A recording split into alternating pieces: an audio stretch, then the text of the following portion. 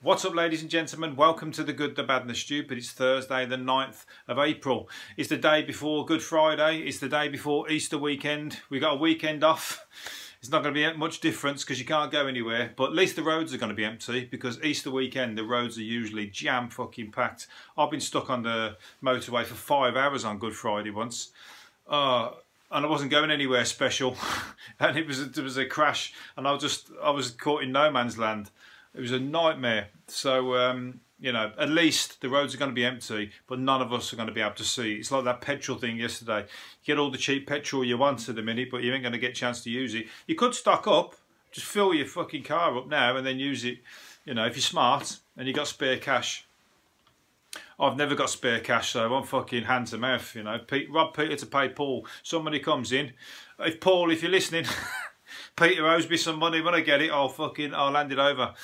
Just got to keep my mouth shut. What was I going to say? Yeah, I'm tired. It's been sunny. It's very sunny today. Very warm. It's been beautiful. I've been out for a walk. I've done my hours exercise.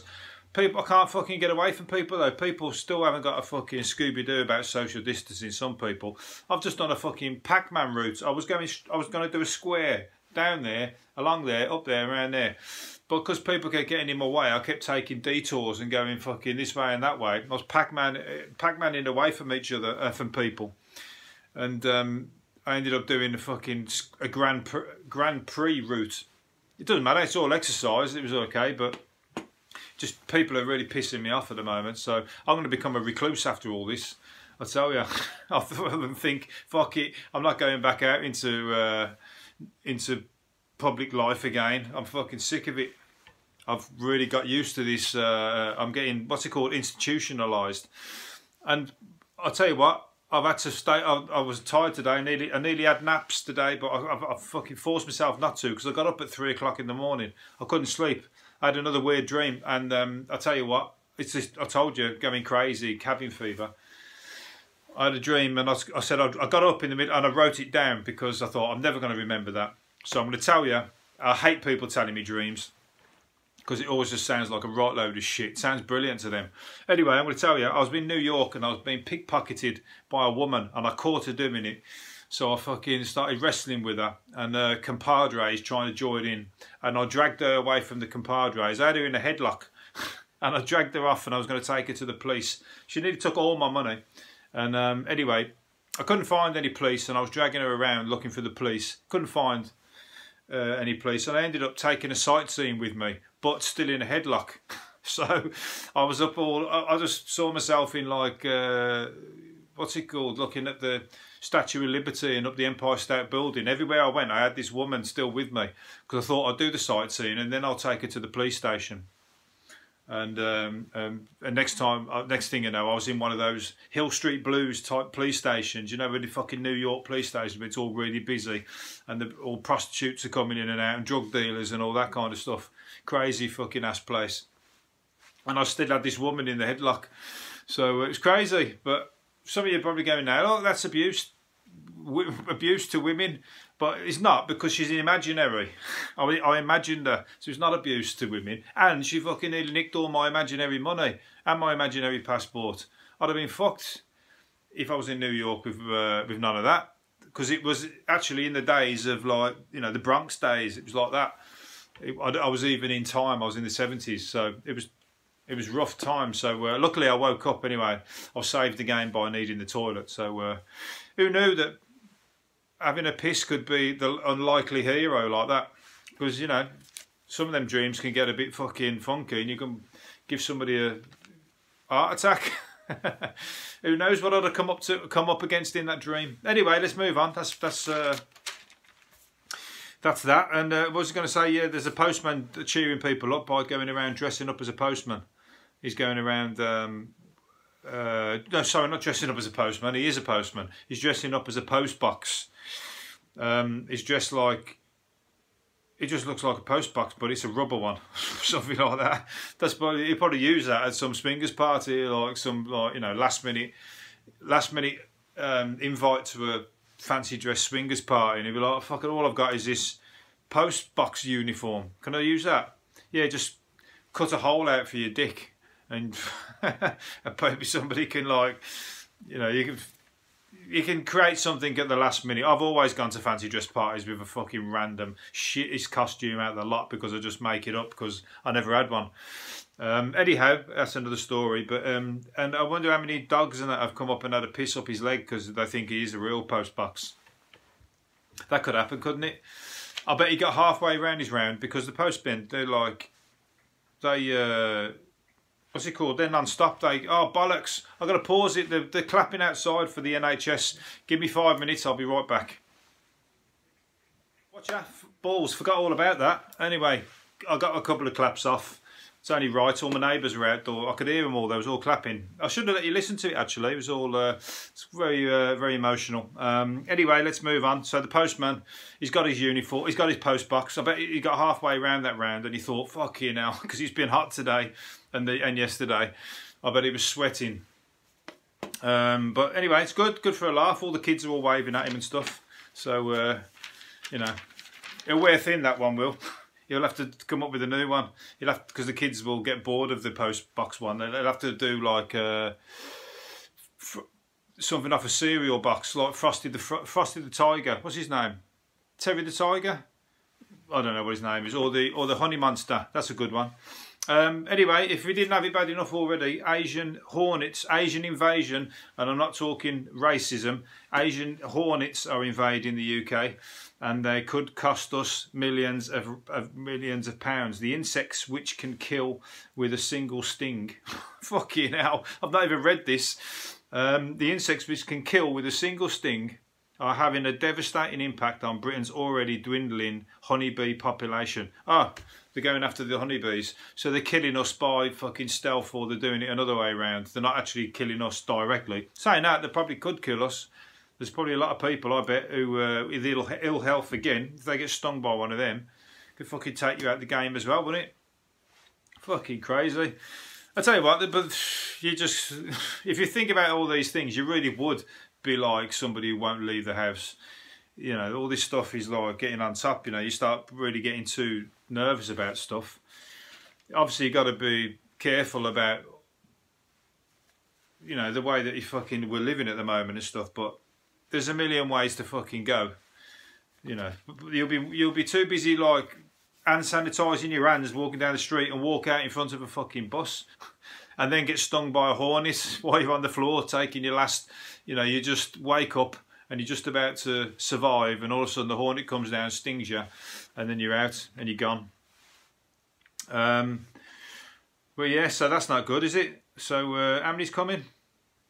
Swarms, I think. I don't know how many. I haven't got time to read it, so you have to check that story if you've got any interest. What's it called? Cheap throwaway clothes are now the biggest danger to the environment and flight after flights and after fucking coronavirus. That's a danger to the environment. Well, actually, that's probably going to be a fucking good for the environment if it wipes out fucking. Or, you know, people can't fly the planes and that. It's having a good effect on the environment, a shit effect on us. You know. But anyway, so animals numbers, you know, if we're stuck indoors for like a year, imagine like all the animals, they'll probably be like fucking multiplying left, right and centre. It'll probably become, you know, like the planet of the apes, planet of the tigers, planet of the elephants. Numbers will all start booming and we're all stuck in the house. As long as everybody's safe, you know, you got to do what you got to do. Anyway, but the clothes are a big threat to the environment. And the shit, most of them are fucking proper shit. You know what I mean? All that cheap clothes. Just, you know, and I'm fussy with a lot of clothes anyway. I wouldn't want to wear fucking something from a shop where there's about 10 million other people who've got exactly the same top on. Because you walk into a pub and everybody's like, oh, you just spot it straight away and everyone's like, oh, don't look now, but that guy's got the same fucking top on as me. It would just wind you up, especially women. You know, women are like with dresses, and they're like, imagine there's 5 people all with the same dress on. Can't do it, can you? You know, the odd plain t-shirt and stuff maybe, but anyway, it's like furniture. The people churning out furniture left, right, and centre. If you didn't fucking, if they never made any more clothes or furniture or whatever, there's plenty of it in the world to last fucking a lifetime anyway. So upcycling and Why don't you get into vintage clothes and all that? You know what I mean? Fuck all this making new clothes until all the clothing that's available is gone. You know, because everyone will be all into vintage clothing and that. Everyone will look cool as fuck. And next thing you know, you've solved the problem with slave trade, clothing issues, you know, cheap clothes. All that's got to be ferried about. You're doing some good for the environment. And everyone's going to look the business at the same time. But all look like fucking narcos. Anyway, that's food for thought. Hi-de-Hi Sue Pollard was once met. Remember Hi-de-Hi? I only pulled it out just to say Hi-de-Hi. Hi-de-Hi, the holiday park program, Butlins or something. When it's the traditional English holiday was fucking the campsites around England, and Hi-de-Hi was set in one of the campsites. And Hi-de-Hi star Sue Pollard was once mounted by a randy horse while dressed as a pantomime nag. That's the X-rated version, I think. They used to make X-rated. That's the porn version of Hi-de-Hi, I think. And the fucking animal porn. What's it called? They used to fucking that. Them kind of films used to be. You used to hear about them when you was at school. Someone would go, "Oh, have you seen that film so and so's been talking about? It's got fucking people shagging horses and that in it." I go, "No, I haven't. I don't want to. I've not even seen fucking real people shag yet, let alone fucking see somebody shagging a horse." I'm only 13 or 14, but you'd always hear about it, like the under the counter videos that come from. That was the days of videos, wasn't it? You know, people would find. I think what it would come from. People would find them in their parents' fucking cupboards and whatnot. Anyway, not in my house. I never saw them. I just heard of them. All rumours. But if you fucking see it all on the internet now, anyway, then you don't even want to see it, and someone will just fucking force it in front of you because it'll just pop up on your timeline somewhere or in a WhatsApp group. I've had some shit pop up in WhatsApp groups that I would never ever choose to look at off my own bat. Cats must be kept indoors if owners of coronavirus symptoms. Cats must be kept indoors. That's because the tiger's got it, hasn't he? Tiger's caught coronavirus. So animals can get it as well. It can't just be just cats. It must be dogs as well. So cats ain't gonna like that. They're gonna have to stay indoors and because easy transmitter. Because everybody loves to stroke a cat. I'm always fucking petting the cat. He sits on the. He would definitely be out now when there's sunny weather. He's always on this metal box at the end of the road. He likes to sleep on it because it's like radiates the heat, doesn't it? The metal, and he lies on there like the king of fucking, like the king of the road. He thinks he is, and everybody walks past or strokes him. So he'll be infecting everybody up and down. And cats were just having a what's it called? We're just having a new lease of life in Brighton because there was a cat killer, wasn't there? He killed about 30 or 40 cats. He's been caught, but you know they've just been doing. Well, they've probably just been in quarantine for that. But people have been keeping their cats in because of this guy. And now they're just being let out, and now they fucking can be transmitters of coronavirus. So that ain't no good. Where am I going? There's going to be a Frankenstein museum. Britain's first Frankenstein museum is planned for the spot where author Mary Shelley wrote the Gothic novel. I tell you what, there's loads of people walk around like they've got fucking their head bolted on, and the fucking the brain dead. Not, you know what I mean? And they're real, they're born that way. And they're half the idiots who fucking don't know how to social distance. And the fucking idiots who are going around licking their fingers and wiping it on food in the supermarket. They've been caught. Someone did it yesterday and somebody must have grassed them up. They got them on the CCTV and they fucking get done for terrorism charges. Mad, isn't it? Terrorism, once upon a time, you used to have to fucking, join a group, hate a load of people, fucking buy weapons, plan bombs, all that kind of stuff, really get involved. Now, you just have to be a thick fucking idiot who licks his fingers and wipes them on fucking bananas in the supermarket. Next thing you know, because that could kill somebody, and and the thicko doesn't even think that far ahead. All he's thinking is, oh, wouldn't this be funny? And next thing you know, he's crying now in the cell. So if you are an idiot and you've just had your head bolted on, think about it, because you know, but there's some people just like being inside. You know, I pulled out another thing here. There's a guy who they're calling him the Pigeon, Billy the Pigeon, because he's been back to prison, but he's like a career criminal. So you know, he's back in prison for the 46th time, and they call him Billy the Pigeon because he keeps coming home. He keeps being cooped up. So I don't know what his crimes are, but he can't be that bad if he's back out, in and out, in and out, in and out, in and out. You know, if he's fucking hardcore, you're in, and that's it, isn't it? So he must be a shoplifter or doing petty crime, but he must. Some people just like it, don't they? They like it. They come out for a bit, fuck around, and then have 2-week holiday. Come out, have some sex and whatever. Get pissed. Because I always remember when I had a friend who come out of Nick when we was on years ago. This is when we were young, like, but the first thing they'd do is want to go out and get fucking party, and everyone would be planning how so and so's getting out. We have a party. He wants to have a big drink up and whatever else, and they see, you know, sometimes they're fucking back in after that night because the night would go too wrong, and they'd end up getting nicked. Anyway, so I say some people like it, not for me. Again, more idiots. Bouncers have been hired to protect carers who are caring for old people in care homes, have been spat at and abused by teenagers who are saying that they're carrying the disease and whatever else. Fucking, they just stick it now, you know what I mean? And they've had to hire bouncers, and they're like SWAT team. They got like fucking got all the gear on and like the earpieces and the sunglasses and probably got batons and everything ready. Because I think that's got to be a loophole, isn't it? You can batter anybody that's abusing people who are caring for people, especially at this time. You've got to be like a loophole, or at least, you know, someone's got to turn a blind eye if you give them a fucking wallop. Or just embarrass them, bend them over your knee and spank their ass. But make sure there's a few people there watching, that making sure that you're spanking their ass for disciplinary reasons and not for, you know, they'll say you did it for something fucking sexual, won't they? So you got to be careful. It's a minefield out there. You do the right thing and you get fucking, they'll flip it on you and you'll end up being the one accused. But yeah, that's all wrong. You know what I mean? They'll bring back the stocks. I said, fucking throw a lettuce at their head. Embarrass them. That's the only way to deal with people, embarrass them. You know, because they like being inside, so you can't get them with that one.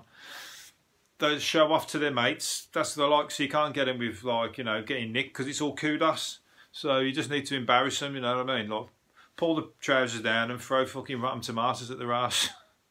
Or write, I'm a fucking idiot on their ass. Take a photo and put it on their social media. The best is when the social media, when the police put a fucking picture up of you, and everyone just takes the piss out of him. There was a guy in there the other day, and he had one funny eye. His one eye was wonky, and everyone was saying one eye in jail, the other one out on bail.